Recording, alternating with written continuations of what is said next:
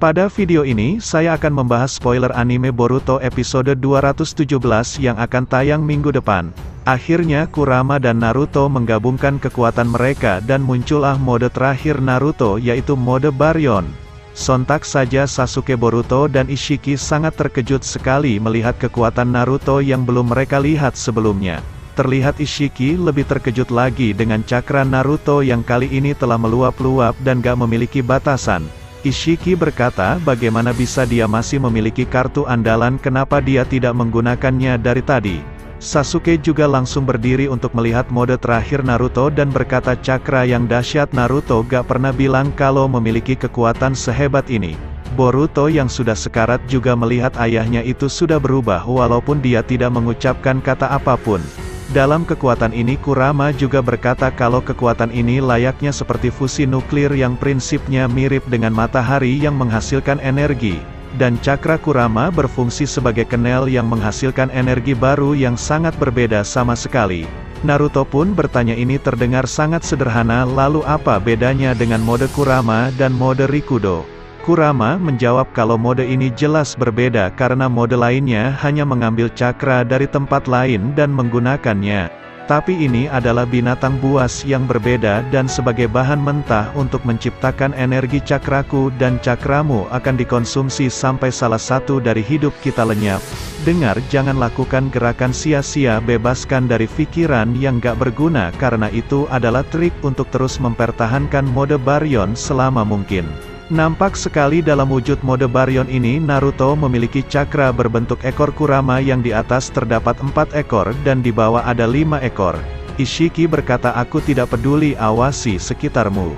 Sontak Ishiki langsung menyerang Naruto dengan sangat percaya diri.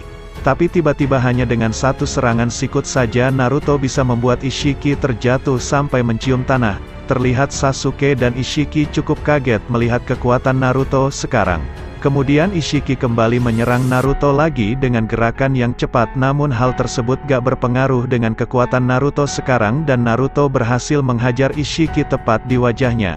Sasuke sang pengamat kemudian berkata gak bisa dipercaya sekarang Naruto lebih unggul dari Ishiki. Kemudian Ishiki menggunakan Daikokuten untuk mengeluarkan kubus-kubus hitam dan menimpa Naruto. Tapi dengan mudah Naruto dapat menahan kubus itu dengan menggunakan cakra ekor dari mode Baryonnya. Gak hanya itu, Naruto melempar kubus itu pada Ishiki yang membuat Ishiki sontak melompat untuk menghindarinya. Tapi tiba-tiba Naruto sudah ada di belakang Ishiki dan menendang Ishiki sampai Ishiki lagi-lagi mencium tanah. Sasuke juga pergi ke tempat Boruto untuk segera menolongnya sambil terus melihat pertarungan Naruto. Ishiki yang gak terima langsung terbang lagi untuk menyerang Naruto dan mereka terjadi jual beli pukulan taijutsu yang membuat Naruto masih lebih unggul dan memukul perut Ishiki dan menendangnya sampai Ishiki terpental. Masih belum menyerah, Ishiki kembali mengeluarkan besi-besi hitam tapi hanya dengan satu tangan saja Naruto berhasil menangkap semua besi-besi itu.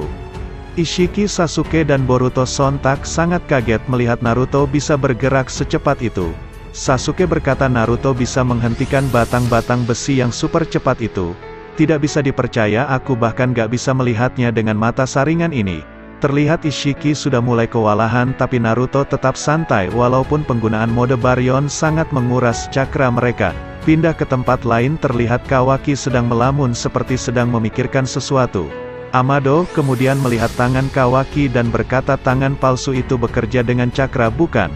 Biasanya akan sangat sulit untuk menemukan yang cocok dan kau sangat beruntung Kawaki. Katasuke kemudian berkata tangan itu awalnya dibuat untuk Hokage ke-7 dan itu hanya merespon cakranya saja. Naruto telah berbagi cakra dengan Kawaki agar tangan itu berfungsi sepanjang waktu. Dan pada dasarnya Naruto terus-menerus mengirimkan cakra pada Kawaki. Amado pun agak kaget melihat fakta itu dan berkata gak kusangka apakah itu adalah kemurahan hati dari Naruto. Sumire kemudian bertanya pada Amado apakah Amado bisa mengembalikan tangan Kawaki yang sudah hancur. Dan Amado menjawab, ya tentu saja itu akan menjadi tugas pertama setelah semua ini selesai. Tiba-tiba Kawaki merasakan sesuatu yang terjadi pada tangan buatan itu yang sontak Shikamaru langsung bertanya apa yang terjadi. Kawaki menjawab, cakra Naruto sudah melemah. Di tempat lain memang terlihat cakra Naruto tiba-tiba menurun drastis yang menyebabkan Naruto langsung jongkok dan merasa kelelahan. Sasuke berkata, apa yang terjadi, kenapa cakra Naruto tiba-tiba saja menurun dengan cepat? Sementara itu Boruto yang sedang sekarat juga berkata, tubuhku sakit dan aku gak bisa tetap terjaga. Akhirnya Boruto pingsan dalam situasi itu sebelum pertarungan selesai. Dalam hati Naruto juga berkata, harga diri energinya lebih tinggi dari apa yang kuduga dan kurasa waktuku gak banyak lagi. Terlihat Ishiki akhirnya menyadari sesuatu kalau kekuatan Naruto kali ini memang memiliki kelemahan yang terlihat sangat jelas. Ishiki berkata, peningkatan drastis dalam kemampuan dan kekuatanmu adalah perjudian yang memperpendek umur. Untuk itu maaf saja, sepertinya taruhanmu kala Uzumaki Naruto. Tapi tiba-tiba mulut Ishiki juga mengeluarkan darah yang menyatakan kalau Ishiki juga hampir sampai pada batasnya. Ishiki berkata, mustahil, padahal aku belum menerima luka yang fatal. Apa yang sudah kau perbuat, Hokage? Naruto kemudian tersenyum dan berkata, permainan baru saja dimulai untuk melihat siapa yang akan mati duluan.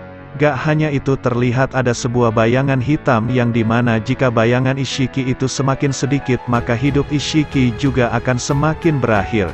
Kurama kemudian berkata, kekuatan ini amat sangat besar dan pastinya itu melebihi miliknya. Tapi kita masih gak akan bisa menang melawannya karena resikonya sangat besar dan kemungkinan kita akan mati sebelum dia. Naruto pun dibuat kaget dengan pernyataan yang barusan dia dengar itu. Kurama kembali berkata, tenang saja, biasanya itu yang akan terjadi tapi keadaan di sini berbeda dan karena itulah aku memilih cara ini. Kau lihat, efek samping yang memperpendek hidup kita adalah kuncinya. Karena semua cakra terhubung dan kekuatan yang sama ini muncul dari potongan-potongan hidup kita. Akan tetapi kekuatan ini juga akan memotong kehidupan Ishiki jika kau bersentuhan dengannya. Maka dari itu Naruto langsung menyerang untuk memotong semua kehidupan Ishiki. Sementara itu Ishiki yang kaget juga berkata, mustahil, masa hidupku menyusut secara drastis. Setidaknya aku punya waktu sekitar 20 jam bahkan lebih, tapi kenapa sisa hidupku kurang dari 30 menit saja? Kurama pun melanjutkan perkataannya pada Naruto, yaitu jangan fikirkan untuk mengalahkannya tapi fokus pada lancarkan serangan seperti petinju yang mengincar menang dengan keputusan, potong terus masa hidupnya sebelum masa hidup kita habis. Naruto pun menyerang Ishiki dengan bertubi-tubi untuk menghabiskan semua sisa hidupnya walaupun kali ini Ishiki sudah bisa mengimbangi kekuatan Naruto. Di sela-sela pertarungan Ishiki pun mulai menyadari tentang gak masalah dengan kekuatan serangan Naruto, tapi yang jadi masalah adalah dampak dari pukulan Naruto akan menyusutkan masa hidupnya. Ishiki pun kali ini membuat Naruto gak berdaya dan berhasil memojokkannya.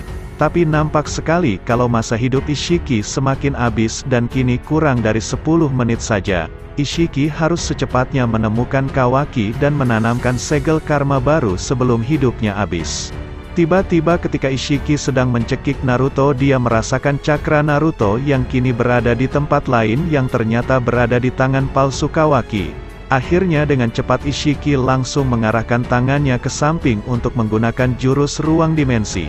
Ishiki berkata lagi pula, yang akan bertahan sampai akhir adalah Ishiki Otsutsuki dan bukan makhluk rendahan sepertimu.